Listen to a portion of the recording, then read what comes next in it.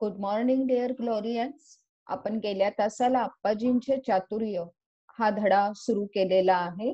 या धड्याचं संपूर्ण वाचन आपण गेल्या तासाला केलेलं होतं आणि हा धडा वाचत असतानाच तुमच्या लक्षात आलं की विजयनगरचा जो राजा आहे कृष्णदेवराय याचे जे प्रधान आहेत अप्पाजी हे अतिशय हुशार अतिशय विद्वान होते आणि एकदा कलिंग देशाच्या राजाने अप्पाजींची परीक्षा घ्यायचं ठरवलं.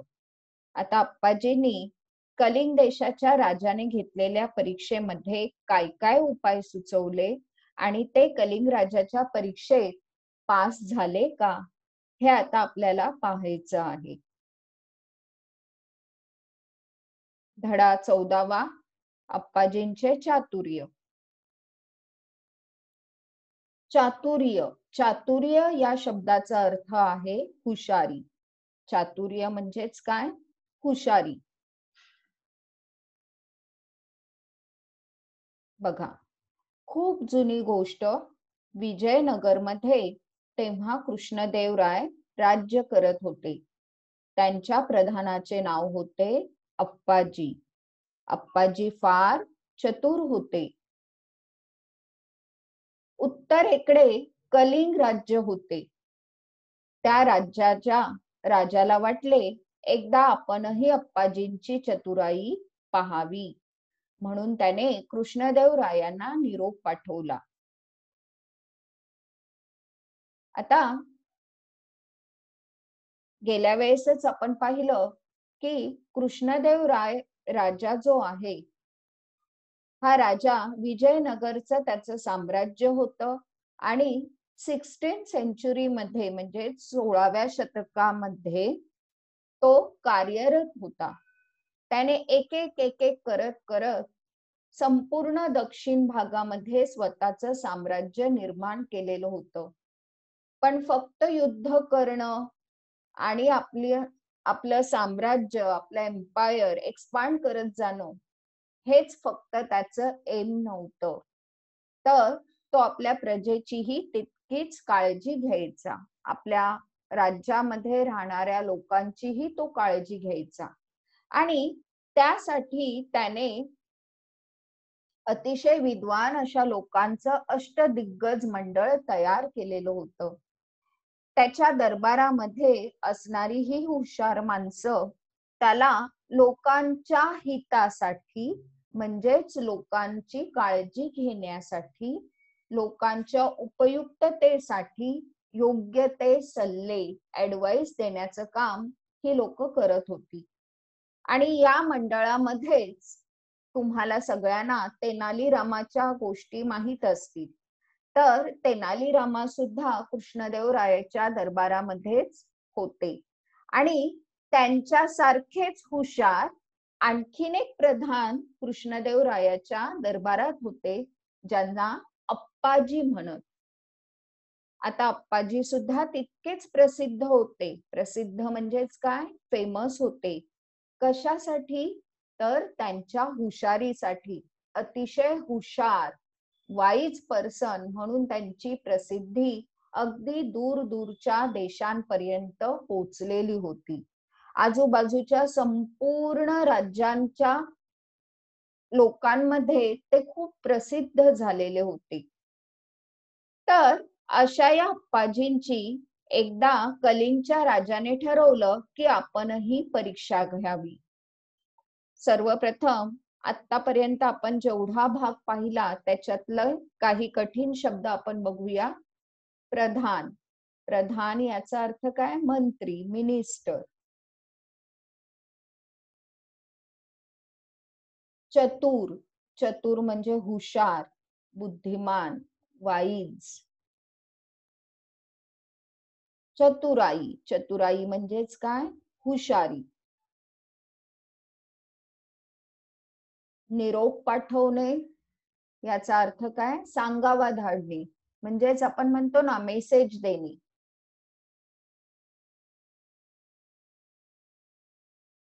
चवदार. चवदार, चविष्ट, रुचकर, स्वादिष्ट म्हणजेच काय? टेस्टी, आस्वाद घेणे, चव घेणे, टू टेस्ट.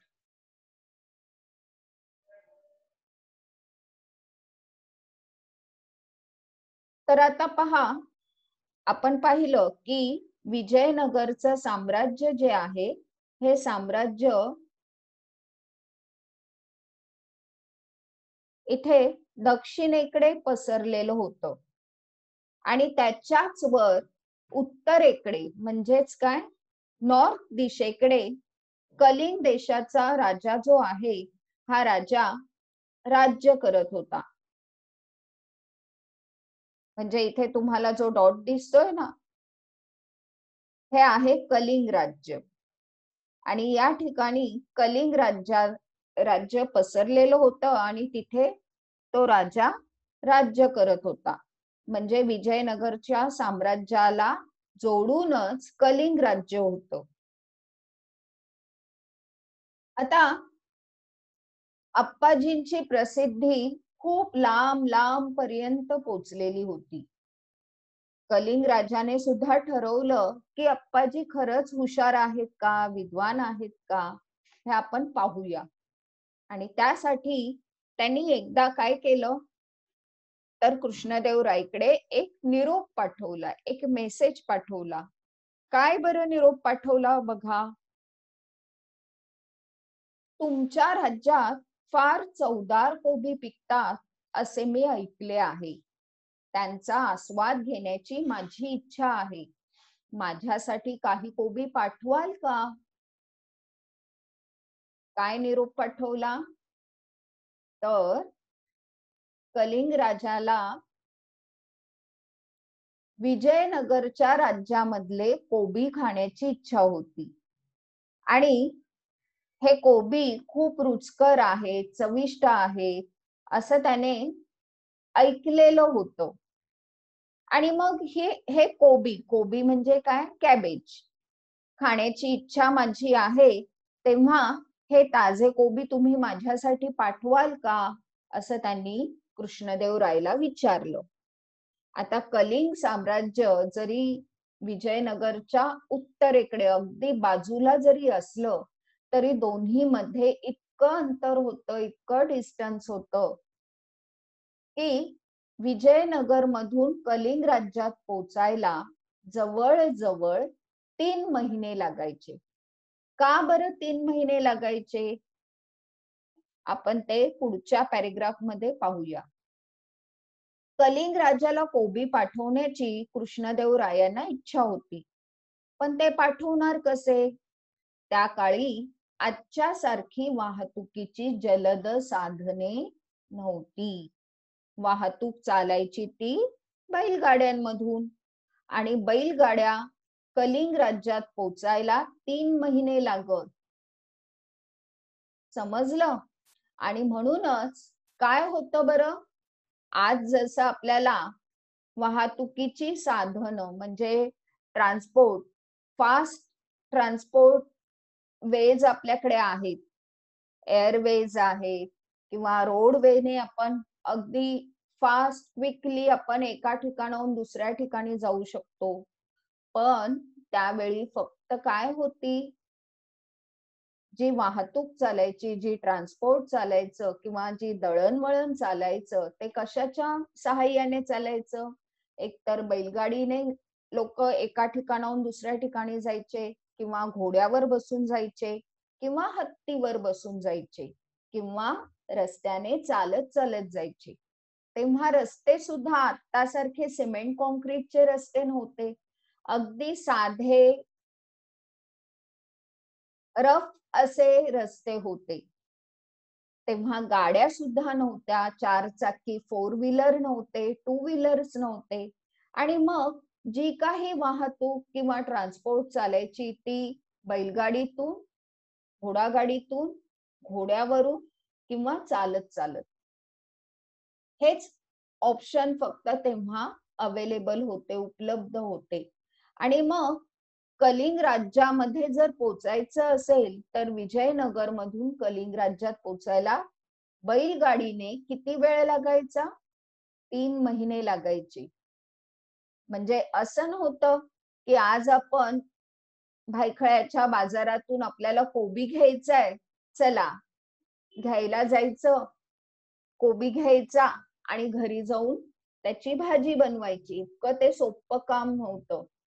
मग जरी राजाने, कृष्णदेवरायाने ताजे ताजे कोबी त्या बैलगाडीतून पाठवले, तरी त्या 3 महिन्याच्या कालावधीमध्ये काय होणार होतं? ते कोबी खराब होऊन जाणार होते. बरोबर ना? कारण भाज्या फार दिवस टिकत नाहीत. मग आता कलिंग राजाने कोबीची मागणी केलेली होती. त्याला कोबी पाहिजे होते आणि कृष्णदेवरायाला कोबी पाठवण्याची इच्छा होती. पण ताजे कोबी त्याच्यापर्यंत पोहोचणार कसे? कृष्णदेवरायाला प्रश्न पडला. त्याने आपलं हा जो प्रश्न आहे किंवा ही जी अडचण आहे ती आपल्या अष्टदिग्गज मंडळामध्ये बोलून दाखवली. आणि मग बोलून दाखवल्यावर अप्पाजी जे आहे, या अप्पाजींनी एक उपाय सुचवला. अप्पाजींनी काय उपाय सुचवला बघा बरं. त्याआधी आपण काही कठीण शब्द बघूया. जलद. जलद याचा अर्थ काय? वेगवान, फास्ट. वाहतूक, दळणवळण, ट्रान्सपोर्ट. कुजणे, नासणे, खराब होणे. शंका. शंका म्हणजेच काय? डाऊट्स. आता कलिंग राजाने जो निरोप पाठवलेला होता, त्या निरोपावर सोल्युशन काढण्यासाठी, उपाय शोधण्यासाठी, सोल्युशन म्हणजेच काय? उपाय. हा उपाय शोधण्यासाठी कृष्णदेवरायाने मंत्रिमंडळाची बैठक, मीटिंग आयोजित केली, सभा घेतली आणि त्यांनी कलिंग राजाची जी काही मागणी होती ती सगळ्या मंत्र्यांसमोर बोलून दाखवली. तेव्हा अप्पाजींनी काय उपाय सुचवला पहा. अप्पाजींनी सांगितलं की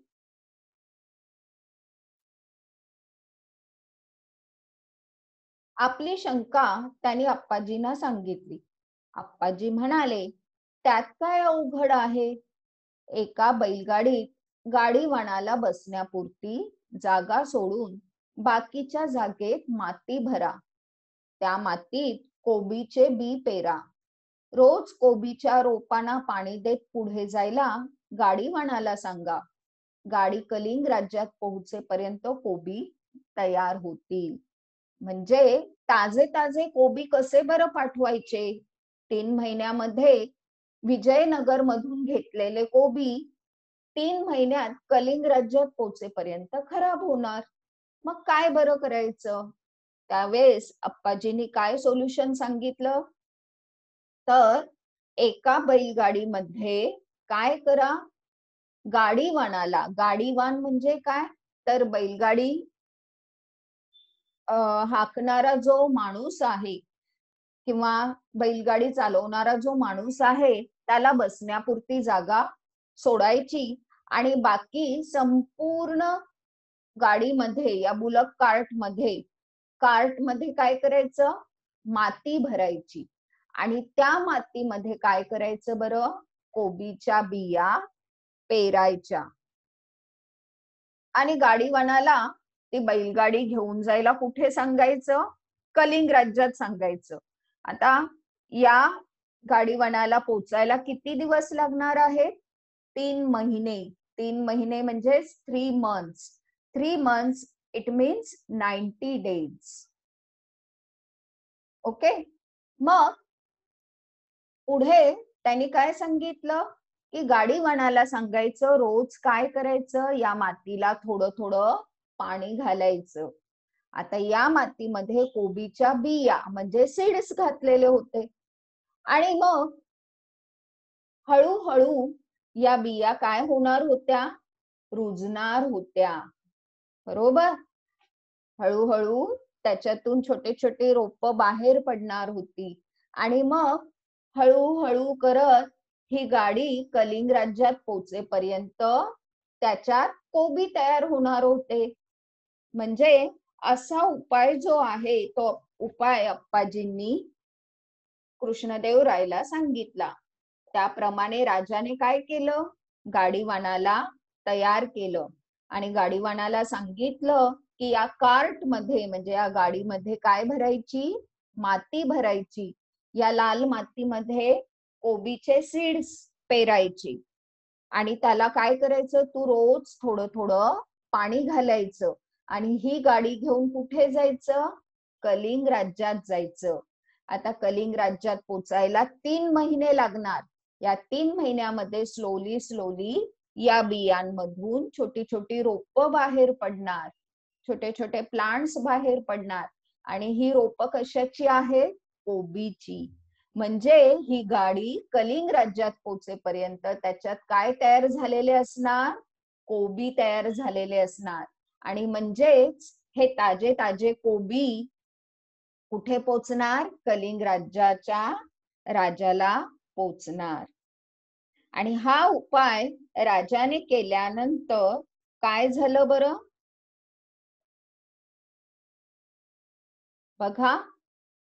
त्याप्रमाणे राजाने केलं. राजाने काय केलं, अप्पाजींच्या सांगण्याप्रमाणे एका गाडीत माती भरून त्यात कोबीच्या बिया पेरून ती कलिंग राज्याकडे रवाना केली. गाडीवान प्रवासात रोज कोबीच्या रोपांना पाणी देत होता. 3 महिन्याने ती बैलगाडी कलिंग राज्यात पोहोचली. कलिंग राजाला ताजी कोबी मिळाली. त्याला आनंद वाटला आणि अप्पाजींचे कौतुकही वाटले. म्हणजे अशा पद्धतीने कलिंग राज्याच्या राजाने काय केलं, अप्पाजींची परीक्षा घेतली आणि अप्पाजी त्या परीक्षेमध्ये पास झाले. अगदी ताजे ताजे कोबी कलिंग राज्याच्या राजापर्यंत पोहोचले.